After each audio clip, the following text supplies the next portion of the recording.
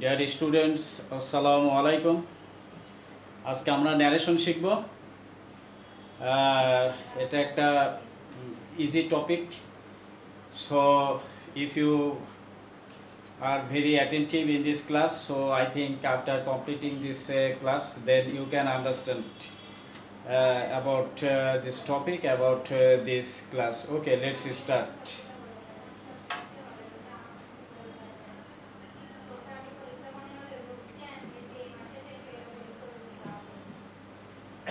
Narration এখানে 5 marks এবং এটা ইজি টপিক। খুব সহজ পদ্ধতিতে আমরা শেখার চেষ্টা করি। যেমন ন্যারেশনে ডিরেক্ট ইনডিরেক্ট, ডিরেক্টে যদি ভার্ব 1 থাকে, ইনডিরেক্টে ভার্ব 2, এখানে ভার্ব 2 থাকলে ইনডিরেক্টে ভার্ব 3, ভার্ব 1 থাকলে ভার্ব 2, অর্থাৎ ভার্ব 1 ধরা যাক ইট আছে, ইনডিরেক্ট করতে গেলে এট লিখতে হবে। এখন ভার্ব 2 সাপোজ এট আছে, সেই ক্ষেত্রে ইনডিরেক্টে করতে হলে ভার্ব 3 হ্যাড ইটেন লিখতে হবে। আমরা বোঝার চেষ্টা করি। ন্যারেশনে ডিরেক্টে ভার্ব 1 থাকলে ইনডিরেক্টে ভার্ব 2 লিখতে হবে। ধরা যাক ডিরেক্টে ইটে ভার্বটা আছে, তখন ইনডিরেক্ট করার ক্ষেত্রে ইটের ভার্ব 2, দ্যাট মিন্স ভার্বের পাস্ট ফর্ম এট লিখতে হবে। ন্যারেশনে ডিরেক্টে ভার্ব 2 আছে, ইনডিরেক্ট করার ক্ষেত্রে ভার্ব 3 লিখতে হবে, অর্থাৎ ডিরেক্টে ধরা যাক ইট আছে, আমরা যখন ইনডিরেক্ট করব তখন হ্যাড ইটেন লিখতে হবে। এখন আমরা একটা সেন্টেন্সের মাধ্যমে এটা বোঝার চেষ্টা করি।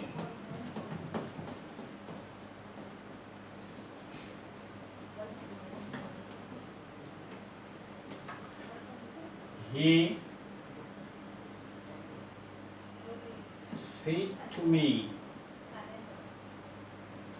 সে আমাকে বলল আমি বাবার সাথে বাজারে গিয়েছিলাম। I went, সাপোজ আমি বাবার সাথে বাজারে গিয়েছিলাম তোমার জন্য কিছু কিনে আনার জন্য। ধরো I went to the market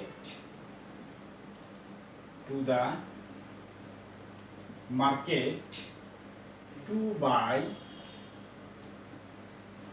buy something,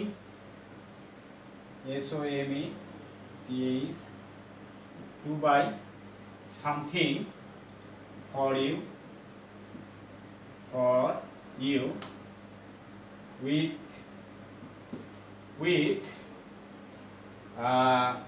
father না লেখে উইথ রহিম লেখে, একটা থার্ড পারসন লেখে, উইথ রহিম। এই সেন্টেন্সটা এটা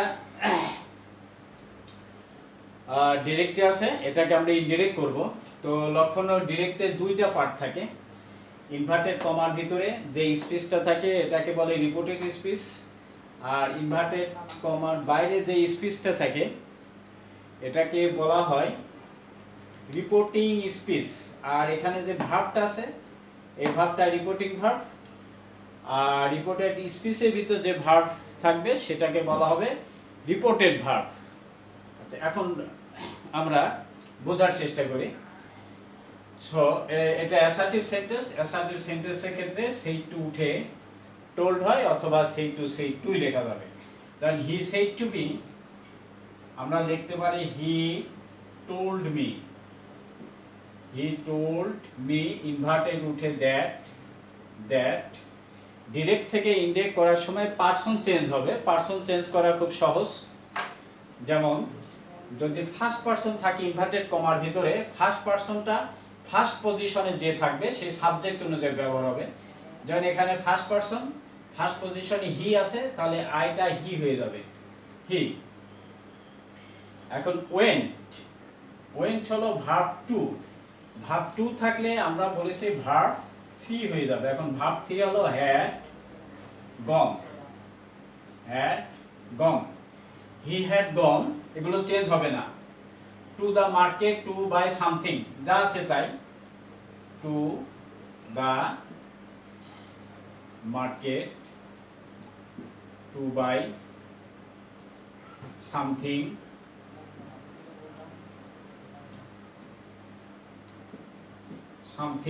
for এটা সেকেন্ড পারসন। যখন সেকেন্ড পারসন থাকবে ইনভার্টেড কমার বাইরে সেকেন্ড পজিশনে যে থাকবে, অর্থাৎ সেকেন্ড পারসন অবজেক্ট অনুযায়ী চেঞ্জ হয়ে যাবে। এখানে ইউ আছে, এখানে অবজেক্ট মি, অর্থাৎ এটা সেকেন্ড পারসন সেকেন্ড পজিশনে মি আছে, এখানে মি হয়ে যাবে for me with Rahim third person change হবে না, রহিম। আর সবসময় মনে রাখতে হবে যে যখন ডিরেক্ট থেকে ইনডিরেক্ট করা হবে তখন অ্যাসার্টিভ সেন্টেন্স হয়ে যাবে। সব ধরনের সেন্টেন্সটা অ্যাসার্টিভ হবে। অ্যাসার্টিভ সেন্টেন্স বলতে সাবজেক্ট, এরপরে টেন্স অনুযায়ী ভার্ব, অবজেক্ট, এরপরে এক্সটেনশন। আবারও বোঝানোর চেষ্টা করি। He said to me inverted কমাতে যে সেন্টেন্সটা দেওয়া আছে এটাকে যখন ইনডিরেক্ট করা হবে তখন সেইটা উঠে টোল্ড লিখতে হবে বা সেই টুই রাখা যাবে অ্যাসার্টিভ সেন্টেন্সের ক্ষেত্রে। তাহলে he told me inverted comma উঠে দ্যাট হবে, ইনভার্টেড কমা উঠে দ্যাট। ফার্স্ট পারসনটা ফার্স্ট পজিশনে যে থাকবে সেই অনুযায়ী চেঞ্জ হয়ে যাবে, অর্থাৎ ফার্স্ট পারসন সাবজেক্ট অনুযায়ী চেঞ্জ হবে। এখানে হি আছে, হি হয়ে গেল।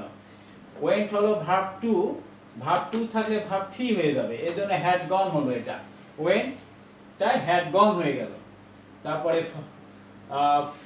Two the market to buy something, এখানে যা আছে তাই হবে। ফর, এখানে সেকেন্ড পারসন থাকলে সেকেন্ড পজিশনে যে আছে সেই অনুযায়ী, অর্থাৎ সেকেন্ড পারসন থাকলে অবজেক্ট চেঞ্জ হয়ে যাবে। তাহলে সেকেন্ড পারসন এখানে আছে সেকেন্ড পজিশনে মি, এজন্য এখানে হয়ে গেল মি। তারপরে উইথ রহিম থার্ড পারসনই থাকবে। আমরা আরেকটা সেন্টেন্স দিয়ে আরো ক্লিয়ার হওয়ার চেষ্টা করি। ছোট একটা সেন্টেন্স লিখে,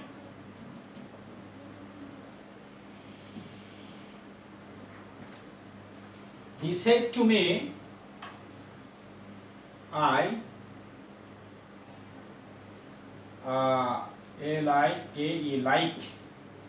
like the pen. I like the pen. He said to me I like the pen for him.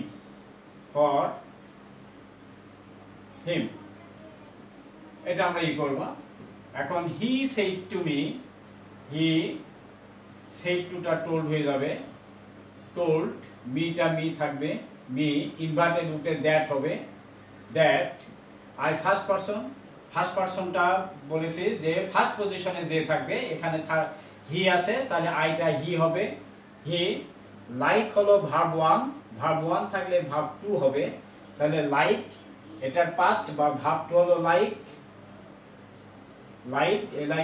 liked the pen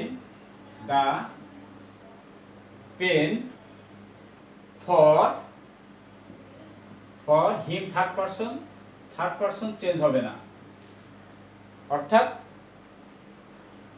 এই ডিরেক্ট থেকে যখন ইনডিরেক্ট করা হবে অ্যাসার্টিভ সেন্টেন্সের ক্ষেত্রে ইনভার্টেড কমা উঠে টোল্ড হবে, দ্যাট হবে, ইনভার্টেড কমা উঠে দ্যাট হবে। ভিতরে যে পার্সনগুলো আছে পার্সনগুলো চেঞ্জ হয়ে যাবে। ইনভার্টেড কমার ভিতরে যদি ফার্স্ট পার্সন থাকে, বাইরে যেটা রিপোর্টিং স্পিচ যেটা, আর এই ভার্বটাকে রিপোর্টিং ভার্ব বলে, রিপোর্টিং স্পিচের ফার্স্ট পজিশনে যে থাকবে এখানে ফার্স্ট পার্সনটা এখানে ফার্স্ট পজিশনে যে থাকবে সে অনুযায়ী চেঞ্জ হবে।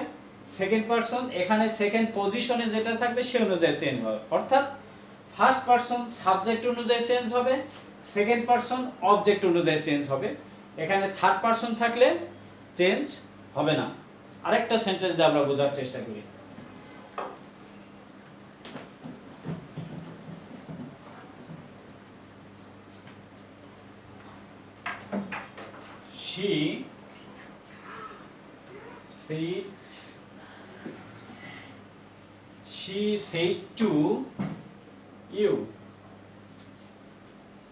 She said to you, you have to do the work today.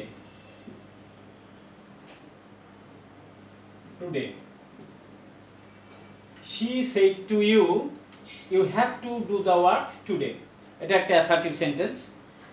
তো said to উঠে আমাদের কি হবে? she told, টিও এখানে বুঝাই দিই, তাহলে said to জায়গায় told হবে, T O told। she told you, inverted comma, আর এই কমাটা উঠে দ্যাট হবে, দ্যাট। তাহলে কি হলো? she told you that, she told you that, এটা সেকেন্ড পারসনটা এখানে সেকেন্ড পজিশনে যে থাকবে, অর্থাৎ সেকেন্ড পারসনটা অবজেক্ট অনুযায়ী চেঞ্জ হয়ে যাবে। এখন ইউ, সেকেন্ড পারসন ইউ আছে, তাহলে ইউটা ইউই থেকে যাবে, তাহলে দ্যাট ইউ হ্যাভ আছে।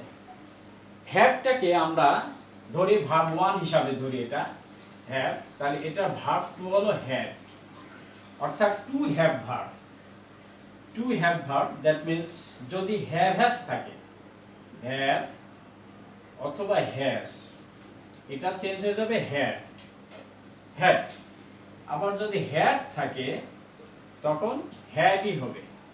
অর্থাৎ আমরা বলেছি যে ভার্ব 1 থাকলে ভার্ব 2 হবে, ভার্ব 2 থাকলে ভার্ব 3 হবে, আর ডিরেক্টে ভার্ব 3 যদি থাকে, ইনডিরেক্টে ভার্ব 3 হবে, অর্থাৎ হ্যাডই থেকে যাবে। এখানে হ্যাভ আছে, অতএব হ্যাড হবে, তাহলে had. To do the work today থাকলে দ্যাট ডে, এভাবে। আচ্ছা, এবার কিছু ওয়ার্ড চেঞ্জ হয়, বেশি ফেস করি আমরা ন্যারেশনের ক্ষেত্রে, সেই ওয়ার্ডগুলো দেখানোর চেষ্টা করি। যেমন দিস থাকলে দ্যাট, আর দ্যাট থাকলে দ্যাটই হবে। টুডে থাকলে that day,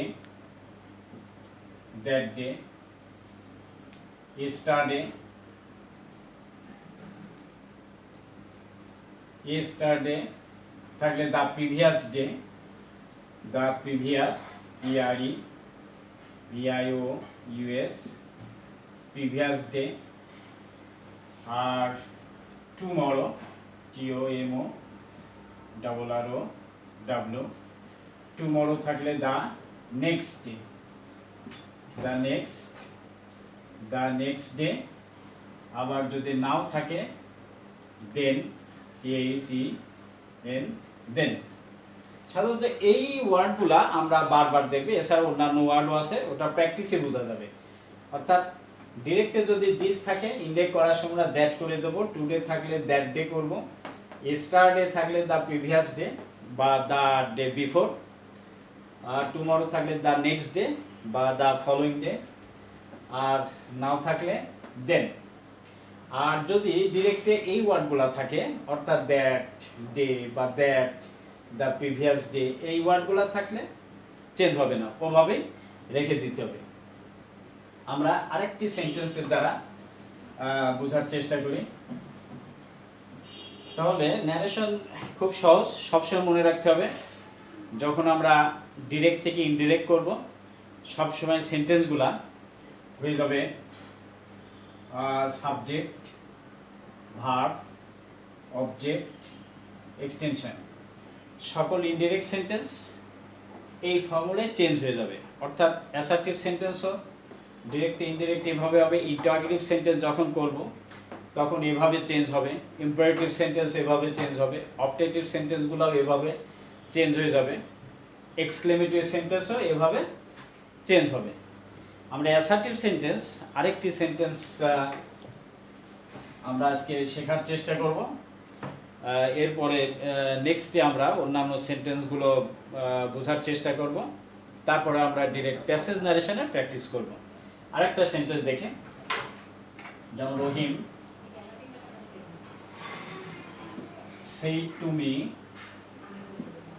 said to me, Rohim said to me,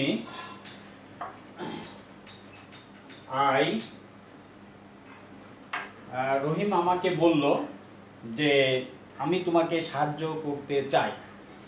I want to help you. এখানে ফার্স্ট পারসন আর সেকেন্ড পারসন আছে। এখন এটা আমরা যখন করব খুব সহজ নিয়ম, রহিম